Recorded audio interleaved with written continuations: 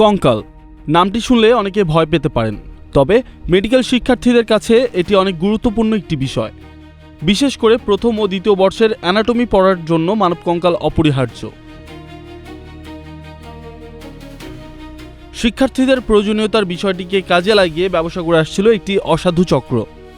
কয়েক বছর ধরে ময়মনসিংহ, শেরপুর, জামালপুর ও গাজীপুর এলাকার কবরস্থানের কবর থেকে কঙ্কাল চুরির পর মেডিকেল শিক্ষার্থীদের কাছে বিক্রি করে আসছিল। শিক্ষার্থীরাও দোকানের থেকে দামে কম হওয়ায় তাদের থেকে কিনে নিত। সোমবার রাতে উত্তরার সাপলোড়ো ডেন্টাল কলেজ ও হাসপাতালের 2 শিক্ষার্থী সহ 4 জনকে গ্রেফতারের পর পুলিশের কাছে উঠে আসে এসব তথ্য।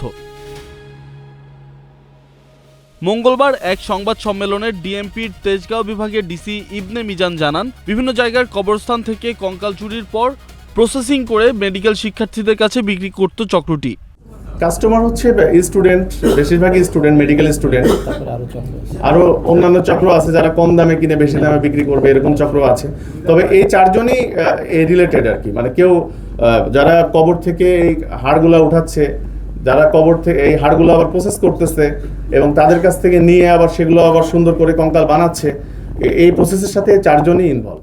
চক্রটি পুরো কঙ্কাল বিক্রির প্রক্রিয়া অনলাইন সম্পন্ন করায় তাদের আইনের আওতায় আনতে কিছুটা সময় লেগেছে বলে জানান পুলিশের এই কর্মকর্তা। গাজীপুর, ময়মনসিংহ, শেরপুর, জামালপুর এই বেল্টে কাজ করে।